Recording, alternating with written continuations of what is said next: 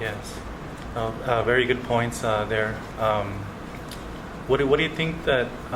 Do you think that the current Mexican president has caved in to Trump's policies, or do you think that, or his demands, I should say, or do you see as someone who has his hands tied behind his back and can't really do much?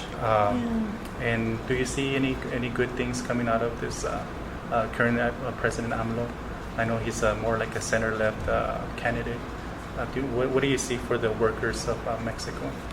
Well, that's a really interesting question. I think about it a lot. First, I thought that his inauguration speeches, the one at the Congress and the one to the public, were quite amazing. I mean, I have followed his career for a while. Yes. And I thought that his rhetoric, his program, what he was proposing to do in Mexico was, pretty phenomenal. The health care, the experiment with several states, then to expand it nationally, the education. And he really denounced the 35 years of previous Mexican presidents, which I completely agree with, who really surrendered to the U.S. in ways that harmed, really in a very traitorous manner. Yes. Salinas and the other presidents, Fox and who the other one, I forget his name. Yeah, Calderon. Yes. And Peña Nieto. Yeah, Peña Nieto. So I think it was a really hopeful start for the people. People have expectations. But it is still a capitalist country. Yes. It's a country whose 35 years of this giveaway of 1,700 nationalized industries that were won from the revolutionary struggle and the progressive period of the 30s and the 40s, that it has so much been privatized that the country is heavily indebted despite having enormous amounts of oil. Yes. Part of the reason for the indebtedness. So it's not an easy struggle. But, I really believe that you can only do so. I think he can only do so much if the people aren't mobilized.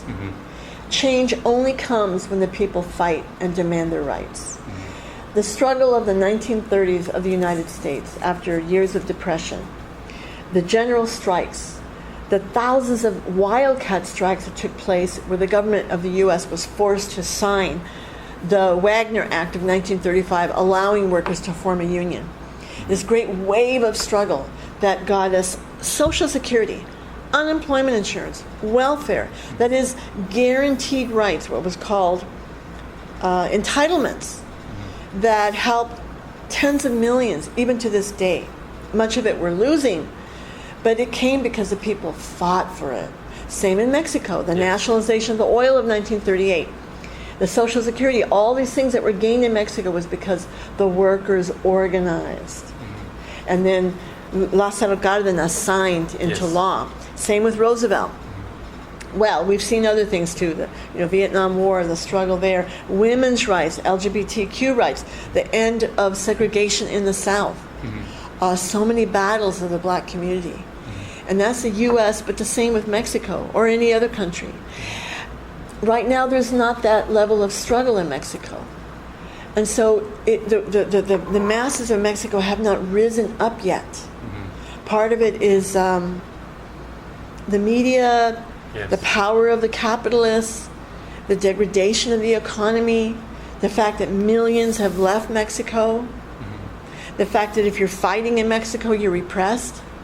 Look at Honduras. The people of Honduras were trying to make a change. They wanted a new constitution. They wanted what they had seen in Venezuela, Bolivia, Nicaragua, Ecuador, Cuba in the 2000s, right? The decade of the 2000s. And what happened to them? The president's overthrown.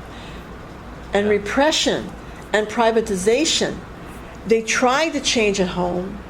They're receiving repression, death, the famous environmentalist Berta Cáceres. So then they leave to survive, and they're suffering in Mexico. So you're damned if you do and damned if you don't. But I still think there's great hope for the future. Yes. I think we have to see that. I believe in the United States. I believe that we're seeing years now of people now starting to see more clearly that they're poor because the rich are rich. Yes. Used to be, poor people would think, well, it's my fault, we're not working hard enough, or there's something wrong with us. But I think people see now that you can work all your life, you can have 2-3 jobs, and then something happens to you, disability, or you just retire, or the rent goes up, or you lose your job. Yeah. But then they see the Waltons and Zuckerberg and the super rich and Bezos, these almost trillionaires, and they're eating up towns, gentrification. So I think really now we're seeing the time that people are starting to say something has to change drastically. That's why you saw in 2016 a great growth in the interest of socialism. Yes. And why you see Trump saying there'll never be socialism, we're going to stop it.